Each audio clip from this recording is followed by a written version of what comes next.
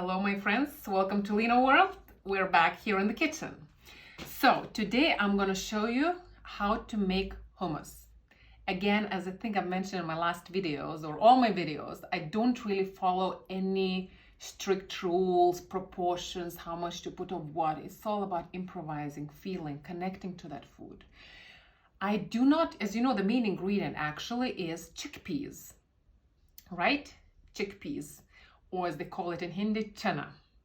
So I don't buy the canned chana. I prefer to make my own ones. So what I do, I buy the organic ones, and they can come different shapes. Organic ones, they'll be a little smaller than usual. So don't be afraid of that. Actually, the smaller ones will be much better because they're much more natural. So there are these kind of chickpeas, as you can see. Then we have other kinds of chickpeas. So whatever works for you, you guys buy. I don't like canned things because chemicals, but if you're short of time, you can as well use them. Now, what I've done, I've soaked them overnight in a bowl with water. Then I rinse them off in the morning, change the water, and again, let them sit for a couple of hours. Then I use the pressure cooker. So there are different varieties of pressure cookers. And it took me about half an hour to cook it. Okay, and here is the result. So this is my result. These are my chickpeas, organic, and they've been boiled in pressure cooker just with plain water, nothing else added. Okay, so what I'm going to do now, I'm going to blend those chickpeas. So guys, here we are back. I just blended the chickpeas, as I told you. So now what I'll do, I slightly improvise the hummus, okay? So what I do, I like to use a little bit of avocado. So we'll scoop that in, okay? And again, it's a natural substance as opposed to putting too much oil. So I use a little bit of avocado. So it also gives a little different flavor. I know this is not part of the traditional hummus ingredients, but I do like to use it sometimes, okay? Now we'll put a little bit of olive oil.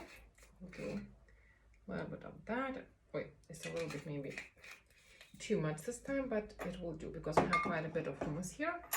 And actually I can use a fork, or I can just use this pressure instrument and just mush it, you know, mush it.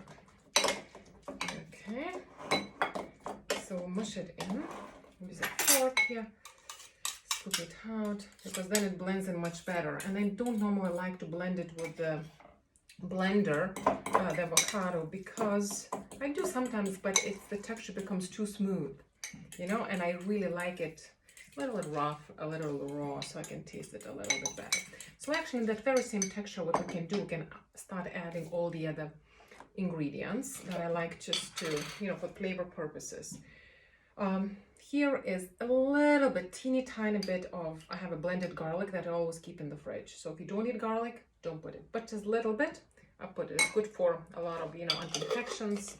Then what we're gonna do, I'm gonna add a little ginger. Again, this is something I always have in a jar, and I keep it. I'll use another spoon. Keep it in the fridge. Okay, so it's blended ginger. I buy ginger and I just blend it. Then, of course, one of the key things now is a part of the traditional recipe is that we're gonna put onions. Okay, so again, we use a different spoon. We'll put blended onions here. They're not a little bit like rawish, which I like again. Don't be afraid to put more onions. But if you don't eat onions again, don't use it, okay? I'll explain you why we use onions in a moment. So what we can do now, we'll just mix all these things together, as you can see. So it was avocado, olive oil. We used a little bit, a pinch of garlic, ginger, and onions. And now I can use the last few ingredients, which is a little pepper here. We're going to use a little pepper, again, depending how much of it you want to use it. And as I told, I think one of my other videos, I like to use black salt. I do have rock salt here as well, but I do prefer black salt just for the taste, and it's much weaker, so you can put more of it. Again, depends on what your taste buds are like. Okay, and then one of the key ingredients always in my kitchen, remember, turmeric. Okay, it has a lot of benefits, a lot of these amazing properties, full of antioxidants, anti-inflammatory, and helps people with memory and Alzheimer's. anti-Parkinson's, and has a lot of amazing benefits, and they use it in everyday cooking in India. You know, probably in the West we don't use it as much, but in India every day they use it. Okay, so I blend it all in.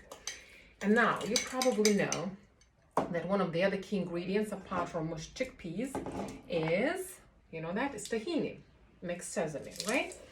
So what we're going to do now, okay, here I have this organic tahini. There's another one I put here, so whichever one you find in your country available, just use that one. Okay, so that's one of the key ingredients.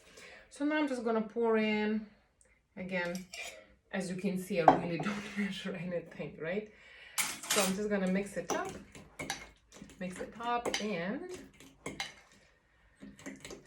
and then actually I think I will do the reverse. Instead of pouring these second set of ingredients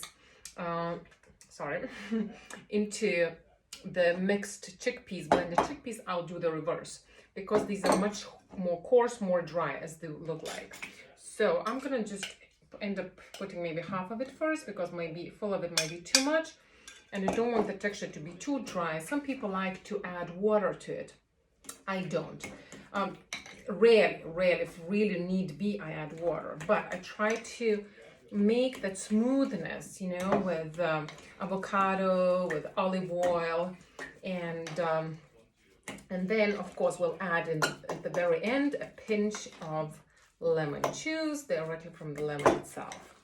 Okay, so you see how the texture is coming. The color of course became a little bit saffron-like because of the turmeric that we added here. So now we are gonna add a little bit of becoming messy here, but I'm gonna add now a little lemon. Okay, so now again it's already cut a little bit, but as much as you like, you know, seeds you can take them out, or so I put a little lemon. Okay, so whichever way, because I really don't measure anything. Whatever I have ingredients, I have a set of things always.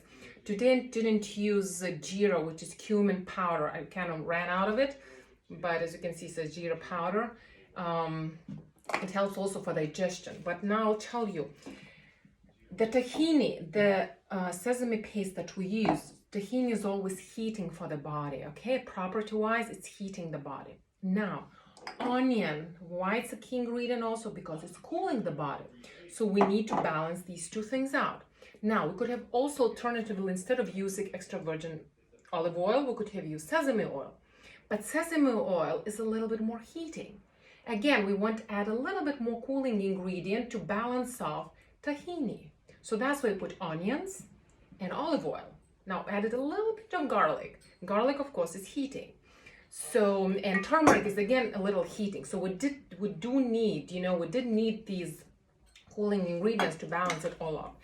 Now, if you feel this texture is a little bit too rough for you, as you can see, like not too smooth, you know, you want a little bit water-like, then you add either a little water, but you know, if you add water, then it doesn't stay as long. Of course, you'll have to keep it in the fridge for a couple of days if you're using it. I like to use things up right then and there. Try not to, you know, put things in the fridge for too long. And for me, it's actually almost like a meal in itself. And I did prepare some water just in case we needed to have, but I prefer to use a little olive oil, extra olive oil instead. And I also prepared some dill that will give freshness. These green stalks, so it's up to you if you want to use them, and a little parsley. So from my garden right away, so we can just chop them in. Actually, what I'll do, I'll just use this little, can't really see, but I'll just use this little cutting board and just chop, because that will give a little nice freshness, you know, because especially since it's very, very fresh from my garden, and I'm just gonna put it all in, mix it all up. That gives a slight different taste. Again, play with it, work with it, whatever works for you, improvise it, find your own ways, find your own, you know, every day might be different. One day you might like this one, another day you want to improvise a little different, in a different way. Of course, the base is more or less the same, but improvise. Don't be afraid. Don't just go by the rules. You have to have this ingredient, that ingredient. Play. This is the, you know, one of the rules in life. Whatever you do, just learn to improvise. Find your ways. You're unique. your life is unique, you know, your meals are unique. How can anybody know your constitution, what your body needs? So I always play with it and I look at it, I touch the food. Of course, I'm always grateful to the garden, to all the ingredients, and I know what works for me on that day, what my body needs. Not what my mind playing games, but what my body needs at a given day, that particular day. So again, and then this hummus has a little mess on my table. So the hummus, you know, again, it got a little turmeric color, as you can see, saffron color, which I love. If you don't like that color, don't use it. Again, it's up to you. And then you can use it with, I have some homemade bread here, which I'll show how to use too next time. Okay, so wait and see. It's a homemade flourless bread without any flour. And I'll take a slice, spread that hummus on top of it. I may prepare for myself some salad, and that'll be my full meal. That's all I need, because this dish is full of minerals, vitamins, protein, carbs, and chickpeas are one of the most beneficial lentils. If you go to India, they say chickpeas is like one of the most powerful lentils you can get. And in India, you can also get them in black color, which apparently has even more potency in its benefits to a human body. So, as I said again, soak them overnight, cook them in the pressure cooker, and then start preparing. After blending, play, okay? And so again, it's a full meal because it has proteins, it has carbs. We added some greens also, and it has good fiber because we didn't make it too like, you know, smoothie, like a smoothie, like just keep it coarse a little bit, that you have something a little to chew on. And then bread, which I will again show you some other time how to make it. It's a flourless bread, and it's a fully set meal. And actually, I like to sometimes even take when I travel, be it on the plane, on the train. It sounds ridiculous, but I do like to eat my meals on my own energy, and I know exactly what I'm putting in each dish, and I know exactly what it contains, energy-wise, food-wise, you know, on the Annamaya kosha, on the physical body, what it contains. And that makes me very happy. That makes me feel I'm independent. I can go wherever I want, you know, and I can make my own like little meals. They don't take a lot of time. I'm not dependent on restaurants, and I'm living a fully fledged life, completely dependent on my own self, having learned this art through years of traveling, playing, experimenting, and here I am sharing it with all of you. Welcome to Lena World.